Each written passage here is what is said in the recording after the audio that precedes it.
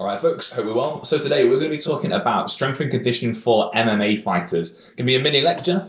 What we're going to be covering are the physical demands of MMA. We're going to be covering the 3 common mistakes that I see in MMA conditioning. We're going to look at some recommended strength and conditioning exercises for MMA fighters. We're going to look at a sample strength and conditioning program for MMA fighters. And then we're going to look at some frequently asked questions all about strength and conditioning for mixed martial arts. So should be about 5 to 7 minute video. Going to have plenty of information in. If it's something that you like, if you could just take a couple of seconds to do that, it'd be super appreciated. And if you want more videos like this, feel free to subscribe. Let's jump right into it. So physical demands of MMA. This is massively misunderstood across the board of conditioning. So let's just jump into it. I've drawn this information from some great papers by Chris Tack and Ben Lonergan. I'll see if I can link them down in the description if you want to do a little bit further reading and sort of dive into that a little bit more detail. But basically, you've got fights, 3 5-minute rounds or 5 5-minute rounds if you're talking title fights. You've got multiple overlapping physical demands. So we've got power, strength, power endurance or anaerobic endurance, glycolytic lactate system endurance, aerobic capacity, and then dynamic movement, agility, and mobility. What I've done is I've also offered definitions of these just in case you're not familiar with some of these terms. So power is the ability to express force quickly. Strength is simply the ability to generate maximal forces. Power endurance or anaerobic endurance is the ability to repeatedly express force quickly. So if you're thinking like throwing maximal high effort punches one after the other, that's power endurance. Your lactate system endurance is intense work that's going to be lasting 40 seconds or longer, so you're going to be relying on this system a lot. Aerobic capacity, less so relied on for most of your movements, but if you think about the rapid recovery between the intense bouts of work and between rounds, it's going to come really important there. And then dynamic movement, agility, mobility, for all the technical qualities, whether that's your grappling, your striking, being able to move dynamically quickly, being agile, important to pretty much all of that. So they're your physical qualities. I've also made a little note here, variation. So the amount that each of these qualities is going to be used per fight is going to vary based on the person that you're fighting and your own sort of personal fighting style, your own preferences. So if you're in a matchup against someone who loves grappling and groundwork, your physical demands are going to be really different versus someone who says they fight really stood up, they work the jab, they have a really defensive counterpunching type style. So it's going to vary a little bit. So keep that in mind, okay? These are going to be general recommendations, but you will have to adapt slightly. That's what fight camps are for. That's what specific preparation for opponents is for, all right?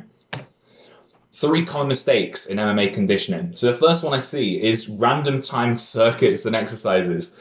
I see this one all the time, like throwing 5 to 10 random exercises together in a circuit. It's not good strength and conditioning, but I've seen this across hundreds of gyms. I don't know why it's still so popular. I think it's just a tradition that seems to have stuck around. It's just not targeted enough. It's just not going to train the qualities in any specific enough way. Like, you dilute the training effect so much that it doesn't really work any one quality properly. So that's probably the most common issue I see. Next to that is one-dimensional strength and conditioning. So look, we just talked about all these different physical qualities that we have to train. So why do so many programs focus on just 1 or 2 of them? Like, who cares how strong you are? If you fatigue in under 30 seconds, you're just going to get knocked out at the 40th second, aren't you? Because you're going to be flat on your ass. Similarly, who cares if you can fight for an hour if you're not powerful enough to pose any real striking threat? Like, it doesn't matter if you can fight for ages and ages. If you have no physical power or strength to actually deal damage to your opponent in a significant way, then it's sort of useless either way, isn't it? And then the last program, the last problem we get in S&C programs is honestly too much S&C, too much strength and conditioning training, which creates too much fatigue. So we've got to remember that when we do strength and conditioning training for MMA, it shouldn't interfere with MMA practice. It should be a complement to it. It should make your MMA practice better. It shouldn't leave you feeling so tired and fatigued that you can't actually get the practice in for the sport, because the sport is what matters, right? Moving on. So recommended S&C exercises for MMA fighters, all right? So we're going to start with power exercises. These are all exercises that you'll do 2 to 4 sets of about 3 to 5 reps. And in a typical power session, I would recommend you do something like 2 to 4 exercises divided between upper and lower body. So upper body recommendations might be things like banded punches, explosive jammer press, various med ball throws, Lower movements might be vertical jumps, broad jumps, mixed in with some single leg bounds. So these are all exercises that are going to develop your ability to be explosive, to be like, bam, straight away, hit into a movement really quick from 0 to 100, really aggressive, explosive movements. Next up, strength exercises. So strength is the basis for power, okay? It's basically impossible to be powerful if you don't have a solid base of strength. So strength is going to underpin that. You're going to do about 2 to 4 sets of 4 to 6 reps for an exercise. That's going to be a good idea. If you're doing a full body strength workout, which for most MMA fighters, I'm going to say is the most sensible way to do it. You're not a bodybuilder, you're not a powerlifter, so you might as well hit everything at once. You don't need to do split routines. I do a full body workout. I'd include pretty much all of these exercises or a close variation. So for upper push movements, I'd do like a bench press for a horizontal push and an overhead press for a vertical. I would do for upper pull-in movements, I do barbell rows for horizontal work and pull-ups for vertical work. For a lower push or squat pattern, I would do a high bar back squat. And then for a lower pull or hinge pattern, I would do a deadlift or a Romanian deadlift, where you go from the top down rather than from the bottom up. They're the exercises I would recommend. You're going to get the biggest bang for your buck, the most time efficient, a good stimulus to fatigue ratio. There's what I'd go with. If you need to alter them for any reasons, for injuries, you can make little adjustments, but keep them as close to that sort of structure as possible.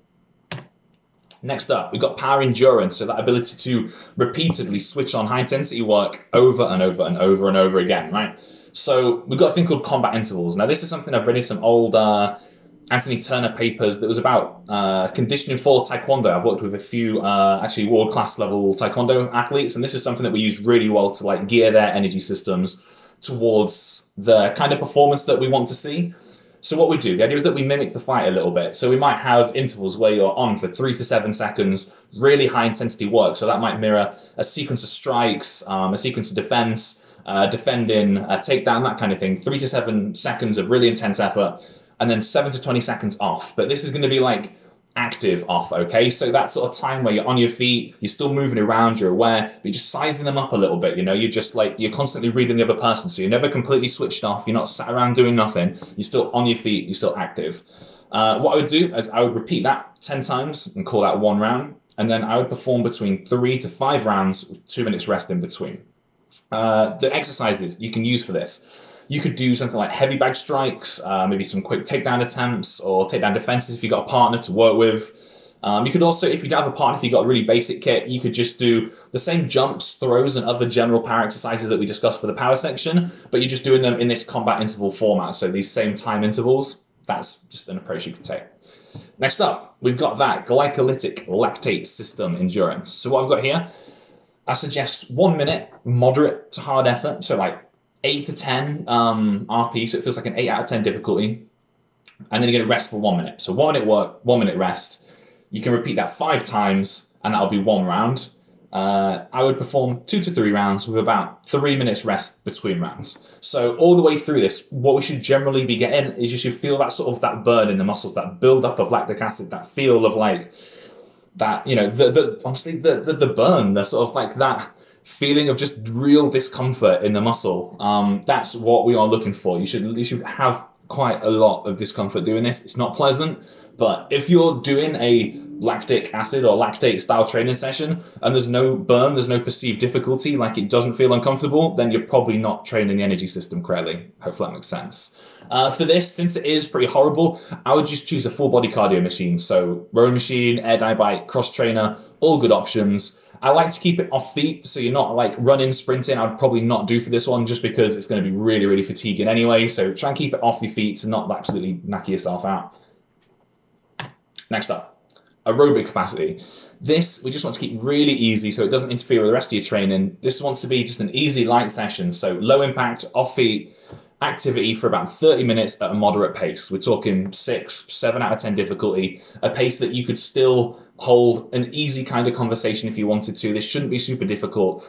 Heart rate wants to be elevated above sort of 120, 130, but not much more than 150. That's it. Nice and simple. I like cycling, cross trainer, really good options, low impact. Put a podcast on, watch something, just get you 30 minutes in, dead simple. And then lastly, we've got agility and dynamic movement. The best way I can recommend that you do this for S&C is varied exercises with good range of motion, and introduce them in your warm-up. So you've got stuff like lunges, side lunges, skips, chuck in yoga flows, do some hurdles, some hops, even do some dancing. You know, it's going to build rhythm, coordination. You can do side-to-side shuttle runs. Look, these are just examples, but the idea is just to have a huge variety of exercises in your warm-up with good range of motion, just to improve that agility, that dynamic movement. Chuck them in, get used to them. You will just build a better base of athleticism. So they're your exercises. How do we put them together? Well, what we're going to do, here's a sample S&C program. We're going to provide 2 sample programs, one for recreational, one for professional, all right? So for a rec program, want to remember this is just a sample, all right? I don't know your exact timetable. I don't know your personal strengths, your weaknesses. If you want a fully customized program that's built around you, I'll have a link down in the description where you can get in touch and I can build something out specific to you. But don't just be like hitting the comments up like, well, I train MMA on a Tuesday, so this doesn't work. Well, look, I don't know your timetable, all right? This is a sample program. You may have to adapt this to work for your own specific situation, okay? So use some common sense, all right? 7 days. This is how I've structured it, right? So say you got Monday, you got some MMA practice. Tuesday, you might do some power endurance and some strength. Wednesday, you're gonna hit your aerobic cardio. Thursday, MMA practice. Friday, power and strength. Saturday, MMA practice, and then you're gonna finish that off with one of those glycolytic, those lactate acid kind of sessions. Then you can have Sunday off as a bit of a rest, all right? So each of these sessions are gonna use the exercise, the set, and the rep schemes that we've already discussed in the recommendations, all right? So when we say power and strength on your Friday, that might mean picking a mixture of 2 to 4 power exercises, doing 2 to 4 sets of 3 to 5 reps per exercise, and then you'll do the recommended strength exercises for 2 to 4 sets of 4 to 6 reps each. So you're following the recommendations we've already discussed. This is the overall structure that you're gonna use. Next up, so what would it look like if you're more of a professional fighter? If you've got a timetable that allows you to put in double day sessions, that's what we're going to utilize. So you'll hit your good dynamic warm up. Then Monday, you might do hard MMA practice. Then in the PM, you can do aerobic cardio. The Tuesday, you've got power endurance onto light technical MMA practice. Wednesday, you'll do strength in the morning. Then you'll have moderate MMA practice. Thursday, aerobic cardio. In the PM, you'll hit some hard practice. Friday, light technical practice, followed by power and then strength in the evening. The Saturday, you'll do some moderate kind of practice, and then you'll finish with glycolytic, and then you'll have the Sunday off as a rest. What you actually notice in this structure is that there is a pattern of like heavy, medium, light, heavy, light, medium. So you have a hard session, then you'll have an easier or a lighter session, then you might have a medium session, then a lighter session, then a hard session. So it alternates between these different intensity of sessions and waves through them throughout the week. Kind of a nice way of structuring your sessions and programming a little bit of a way that allows for better recovery. This isn't a programming lecture though, so we'll leave it at there. That's a program, a sort of a structure that I recommend you can follow. All right, questions, FAQs about MMA. These are questions that I've seen asked around the internet and questions that I've had people ask me, so I just figured we'd blast them out.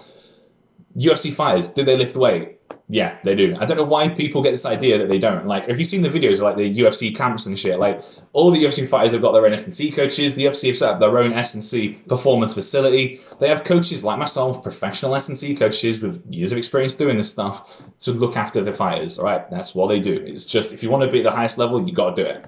How long should an MMA fight, how strong, not how long, how strong should an MMA fighter be? It's a really interesting one, this. So data from the UFC suggests that pro MMA fighters should have a reactive strength index of greater than 2.6, an isometric mid-thigh pull greater than 3.5 body weight, and a vertical jump greater than 50 centimeters. If you don't know what an isometric mid-thigh pull is, it's basically like a bar set up at sort of thigh height, sort of like you're going to do a deadlift, but the bar doesn't move, the bar's fixed, it's like locked into a rack, and you're just going to pull on it as hard and as fast and aggressively as you can, and it gives you a rating, so it gives you like the maximum amount of weight you'd lift, it gives you the newtons, the force reading, all that kind of really cool stuff. So they're just some baseline scores. Realistically though, it's going to vary massively by individual, by if you're male or female, by how high you are, by how tall you are, your weight class, all that kind of stuff. So best answer I can give for how strong should you be is just as strong and as powerful as possible. Like, even if you hit those strength standards, if you can still get stronger than them, why wouldn't you? Like, you're just going to keep on pushing that, right? So as strong and powerful as you can be. There's no downside to being strong and powerful. What is the best physique for a fighter? So if we're talking body composition, you want to be lean, you want to be mean, you want to be ready to deal some damage out, right? MMA is fundamentally a weight class sport. We all know this. So we want to carry as much muscle as possible for your weight class, which is going to give you the best power to weight ratio. That's all we're looking for, all right? So yeah, plenty of muscle, plenty of strength while maintaining in the weight class, okay? You don't just want to massively shoot out your weight class just for the sake of gaining a bit of muscle. So as much muscle as you can put on within your weight class. So nice lean body composition.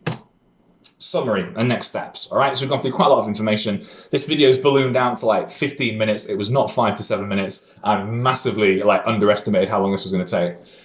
So you got 4 steps, right? So MMA requires variety of physical abilities. We know that much. Good S&C should target all of those without interfering with your MMA training. You've got specific recommendations for exercises, sets and reps that we've gone through. And I've also provided sample training structures, whether you are more of a recreational sort of fighter or if you're more professional. So you've got a couple of different options there, right? If you've got any training tips that you think might help another fighter out, share them down in the comments, just pop them down there. If there's anything that you think is useful regarding training, S&C, pop it down. And if you found the video useful, if you can just take 5 seconds to hit the like button, it can really help with the YouTube algorithm to get it out to more people will see the video. Similarly, for more videos like this, if you want to subscribe, that'd be great. And lastly, what I'll do down in the description is I'll pop a link to my website where you can find more in-depth articles, programs, coaching options, all that kind of good stuff. So it'll all be down there. That is it for today. I'm aware it's been a good 16 minutes worth of MMA related programming information. Let's leave it there for today. I'll try and get some new videos up soon, and I will catch you all in the next one. See you then.